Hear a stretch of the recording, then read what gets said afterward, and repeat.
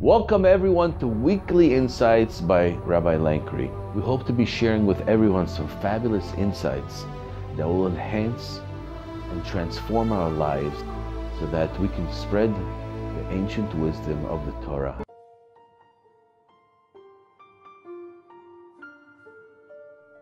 Freedom! Freedom! Freedom! Vahi Beshalach Paro et ha'am, and Paro came and just freed and sent away the nation. Freedom. And there's also a word called liberty, right? Famous statement, Paul Revere, give me liberty or give me death. What is the difference between liberty and freedom? Well, liberty is the ability to go anywhere you want physically. Freedom?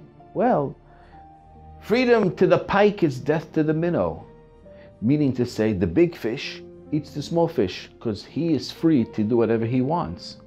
So is that freedom? Freedom cannot mean the ability to do whatever you want because then you're just going to chew up the little guy. So here we are, the parasha of we become free. We're leaving the bonds of Egypt. Freedom could only mean, in its true sense, the ability to reach your potential. Now, in the definition of freedom, of reaching your potential, there are certain applications that limit people to growth. For example, and this is a liberty in America, it's called the freedom of speech. We can say what we want. Well, sometimes not in Jewish law, because you can't say things that are hurtful. You can't say lashon hara. You can't for sure not say motzei shemra. You can't speak things that are going to be derogative and hurt people. So freedom is not such an easy thing in the Jewish world. It is there, and it's the ability for an individual to reach his potential. That's what freedom is. Now, in the parasha, we get exposed to what's called Pesach, the holiday of Pesach, which is the ability to speak freely, to share words of wisdom with our children and our grandchildren, to enhance people's lives. It comes from the word in Aramaic, peh is the mouth, sach means to speak. So here you go, Pesach, leaving Egypt, but what I want to really understand is how do we break the bondage that is called slavery? See, you can take a monkey out of Africa, but you can't take the Africa out of the monkey. A tiger's a tiger. Once you've defined a certain personality, you live a slave mentality. How do you break the slave mentality? So here, God made miracles, 10 plagues, split the sea, we come out of the other side. We're free, we can do what we want. How do you break the slave mentality? So it's a very fascinating thing. See, the Jewish people in the desert, they complained about everything.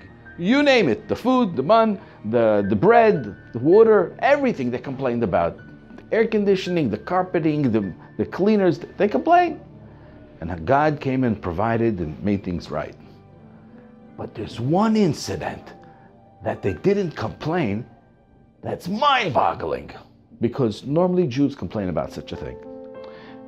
And that is that right after we passed the sea, we actually went in a circular mode, not a cross. We came out on the same side, 12 different plateaus.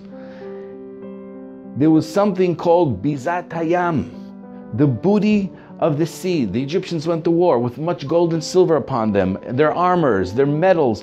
It was very precious back in the day. And all that came washed ashore. And it was much, much more than anything we've taken out of the land of Egypt. And what happened? We went to collect it. There was tons more. And Moshe came to the people and said to them, that's enough. And they all stopped and they walked away from the money that was just sitting there. What did this activity do by saying, no, I don't want any more money? How did that enhance our lives? It's a very fascinating thing. There's a piece of poetry, Sur mi shelo achalnu, we sing it right before Birkat Hamazon, Barechu Emano, God is our strength, our rock. Savanu, we've been satiated. V'hotarnu, and we've left over some on our plate. Kidvar Hashem, like the words of God. Why is it that satiation is expressed by the fact that I have leftovers? Why can't it be that I'm satiated and I finished my plate? As a little kid, your mother always told you, finish your plate, you gotta eat up. Now we're understanding that satiation is about, I don't have to finish my plate. I can leave something over. I don't have to eat up the whole table. You see, it's a very fascinating thing. I call it the hotel syndrome. The hotel syndrome means to say like this, that we're in a place, we're away for Passover in a hotel, and we go from the tea room to breakfast, from breakfast to the tea room, from the tea room to lunch, from lunch to the tea room to... How much can you eat? See, it's really a psychological thing that, well, when you really don't have the control of where your next meal is going to come from, you're always hungry. You always want more. Satiation and being content means to say that you're in control and you're free. You're free. The moment a person can come and say, I have enough, I have enough, that's the moment he can start living life. It's the person that's on the treadmill nonstop, the person that's running through the daily routine of life, and he's trying to conquer, and he has enough money for 6 generations. Or even if he doesn't have 6 generations coming after him, he doesn't have the need. But it still goes through the... He's not free, he's enslaved to his life. Satiation, the litmus test, my Rebbe, Rabbi Zweig, shared with me the insight. The litmus test for satiation is, can I push the plate away? I may physically be still hungry, but I'm satisfied. And this is really defined in God's name. God's name, the world was being expanded in the development of the world, expanding and expanding and expanding. And God's name, Shin Daled Yud, Shaddai, that name means Sha'amar Lo'olamo Dai. It's enough. He could have created me that I'll be 9 feet tall. It's no big deal. It's enough. He could have created the oceans and everything much greater. It's enough. It suffice. It's good. We have to, if we want to break the bondage of whatever is entrapping us, and this is preparing us for the holiday of Pesach, we're going to give our children direction, our grandchildren direction of how to live life. If we want to be successful into illustrating how to break away from slavery and how to be not entrenched in the needs and necessities and the illusions of the Jones, we have to teach them when it's enough. It's enough.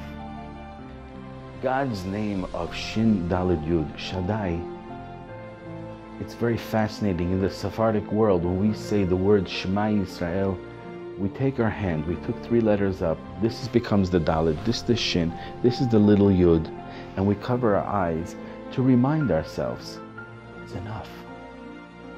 Before we say the words Hashem Echad, our intentions are, it's enough, things are good. I'm not so hungry. I'm not so hungry for what the world has to offer. And that's why the Gra tells us you cover your eyes. If you don't want to do like the Sephardic world, you just do like this, the Shema. I'm supposed to block my vision from the physical world. It's enough. It's enough. We kiss the mezuzah, it says Shin Daled Yud. We leave our house, we enter our house. It suffice. I'm good. Just like to end with a little story that I heard in the name of Elie Wiesel, that he was in Auschwitz, they were liberated. Upon liberation, they had their captives in their hands, and a debate broke out. Should we kill them? Should we maim them? Should we what should we do? And the entire group of survivors got together, and at the end they decided, we're going to pray mincha. They did the mincha services. As far as retaliation, that's up to God. That's not called liberty, that they can travel where they want. That's called freedom. Real freedom is when you're able to take years of pain and anxiety and express yourself in your true identity, where you come and you say to the world and to yourself, I'm not going to avenge. I'm going to live to my potential. And my potential is, I'm not a murderer, I'm a prince. Have a wonderful Shabbos.